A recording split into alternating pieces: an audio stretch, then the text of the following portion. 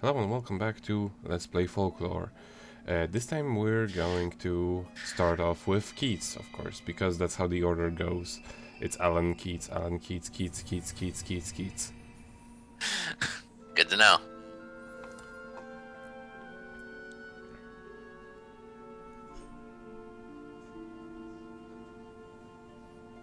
Chapter 5, Guilt. Is this where it crosses over with Ace Attorney?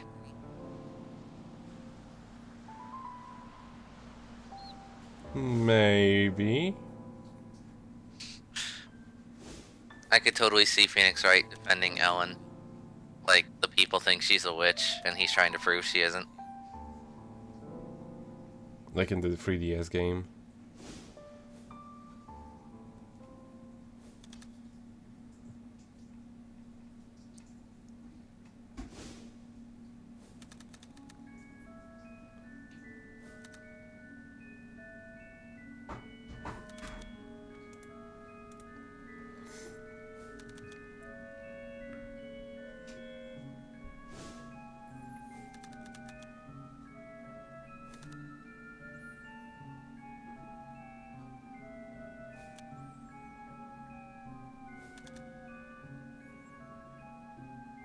Which is why he's dead. Nah, but like, she's currently in a trance. Yeah.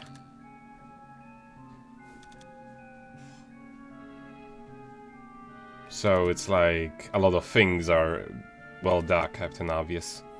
hmm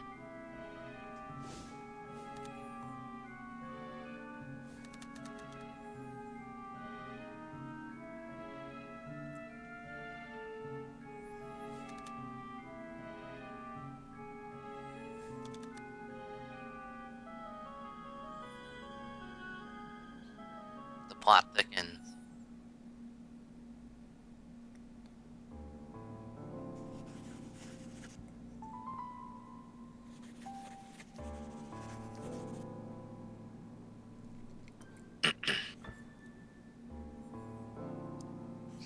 Gomez is intrigued by this.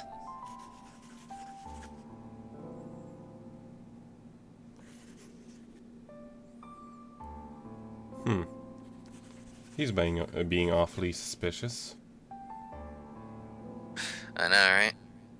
It's like he's constantly trying to smoke a cigarette that doesn't exist. Well, not inside a house. That's just rude. True.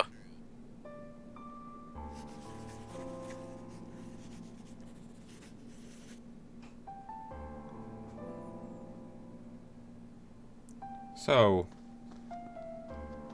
of course, we're going to not listen to what he tells us, and we're going to break into his house at night, which Alan's going to discuss right now.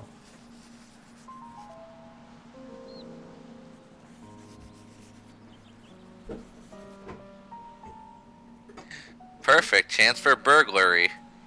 I don't know why I didn't do that before.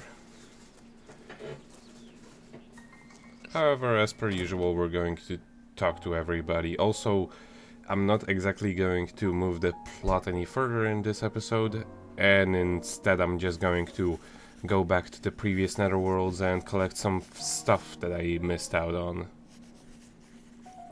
Alright then. One of which I wasn't exactly able to get on the camera, which was getting the Cloak of Dawn, the cloak of the previous netherworld. We visited the Endless Corridor. However, all you really have to do is come back there and defeat one of the gigantic clocks one more time within the time limit. It's not all it's not all that difficult, and if you're having trouble, use puke, boobs, and overweight fairy. Noted. That is the secret combination to life, I imagine. That is like the best combination, yes. And also this this chapter is a little bit weird when it comes to the side quests, as they actually introduce a couple of them even before you go to the netherworld.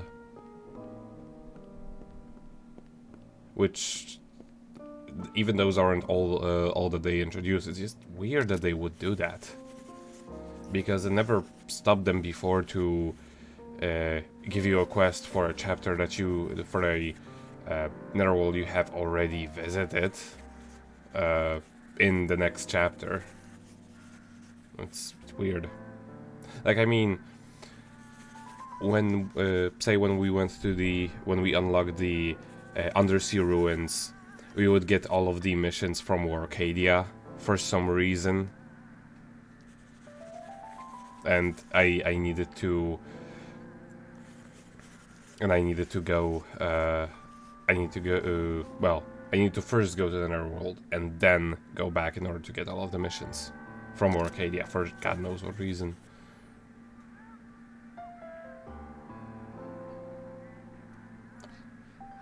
She's the littlest adorable. atheist who likes you. Yes, and as you see, voice from below the sea. This is actually a quest we've done before, so we don't get any during the day. I think we do actually. No, not yet. All of the quests are actually during the night. Well, what do you know?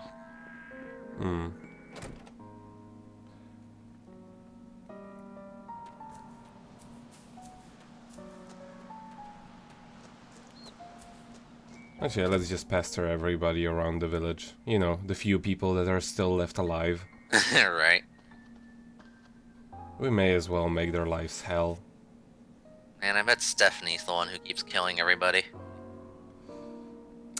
I mean, she must have a really hard time because sharks just don't really work well in the cold waters around Ireland or wherever this is. Yeah. Let's go with Ireland. Why not? It's probably somewhere in North England. Yeah. I would have to check.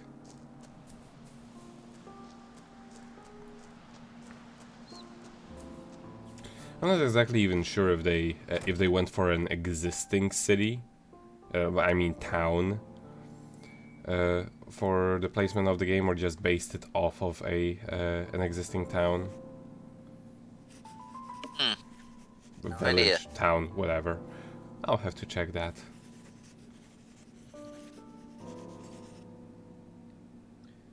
Okay, damn, touchy.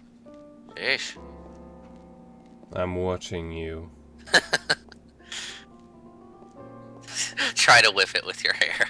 Yes. Just flip it over somehow.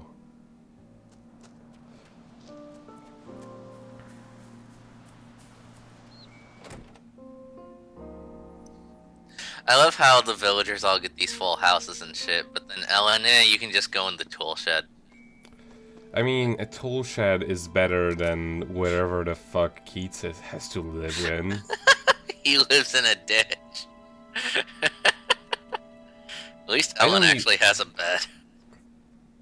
I don't even know what that place is even supposed to be. I mean, it looks like a First World War shelter or something. It's the, oh wait, I got it. It's fucking, whose was it? I think it's Pooh's house from Winnie the Pooh. I think he was the one who lived in, like, the dirt hill or whatever. It's been a long time. I know one of them did. Yeah, that would make sense. So that's actually what all the honey was all about. It was actually all alcohol because he couldn't sleep. Yes.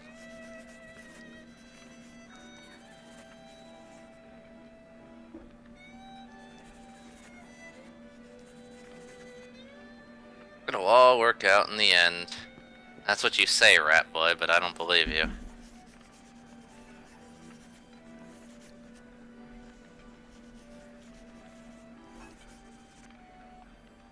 What?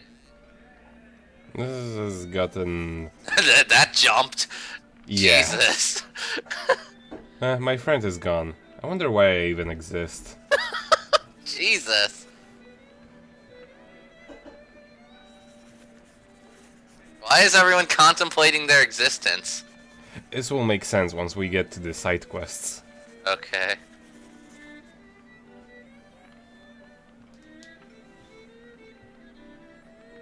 Just like suddenly everyone's all down and shit. Like, are they all drunk? Is that why? Well, that doesn't make sense because, I mean... whatever. Hello, Zunder-san. See? The hedgehog is totally there. Yeah, I know. He always was. Mm-hmm. He's secretly telling her to stick negative energy needles in people's necks. Totally. And turning them into Japanese food. Yes.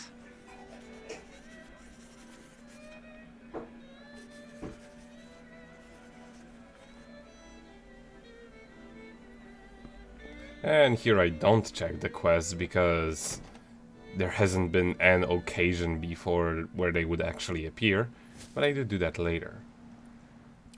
Now here I just went through my inventory and just checked everything that I was missing slash what I could upgrade if I go to the different netherworlds. Now,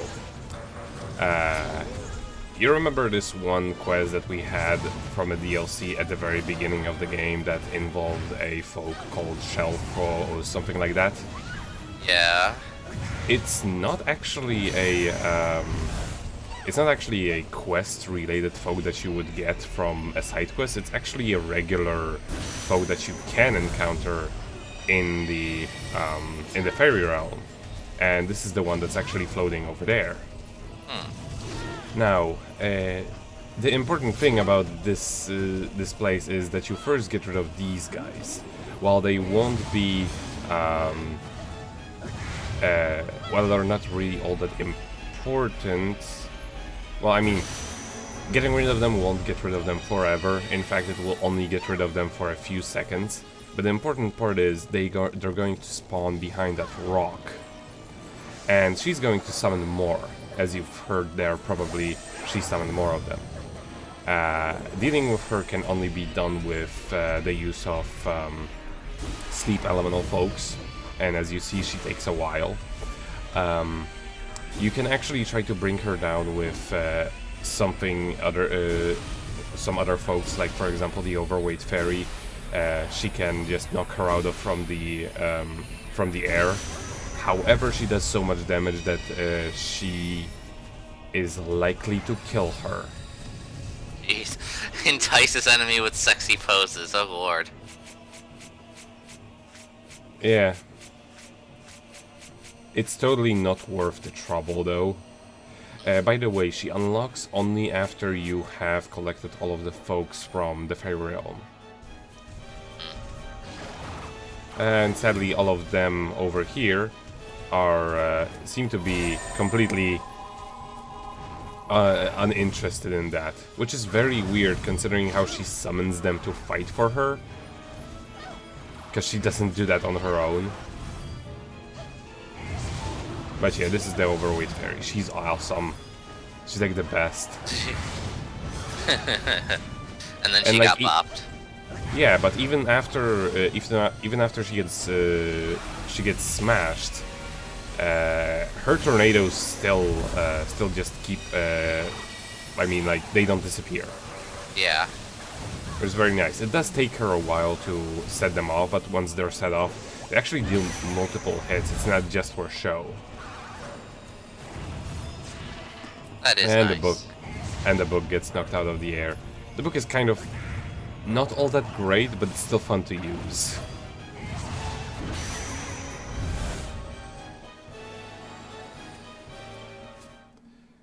So yeah, remember this guy that I had to encounter in the freaking endless corridor.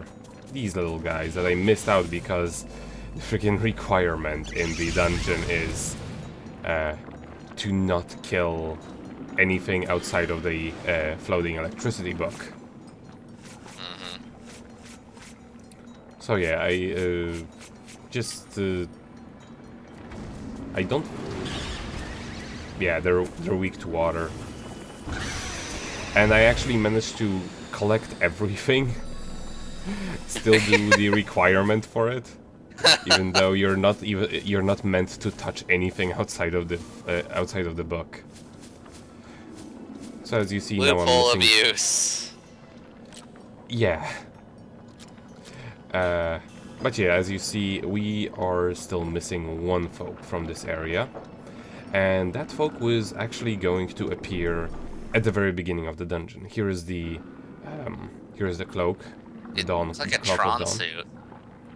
It kind of does, especially with the sliding. Okay. But like, that's what you get for defeating the clock within the time limit one more time. Hmm. And also another interesting thing I discovered about the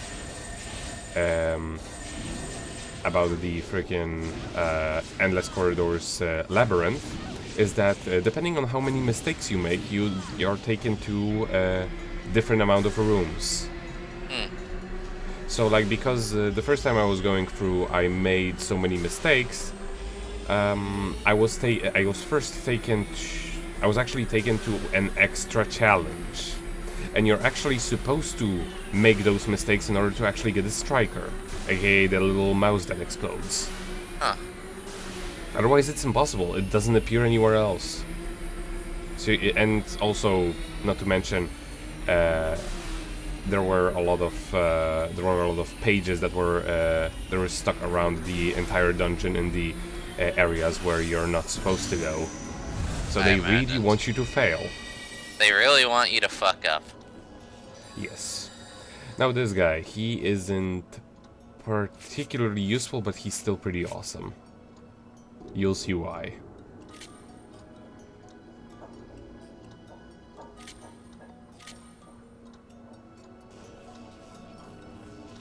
Now, those guys work exactly the same as one of the previous ones.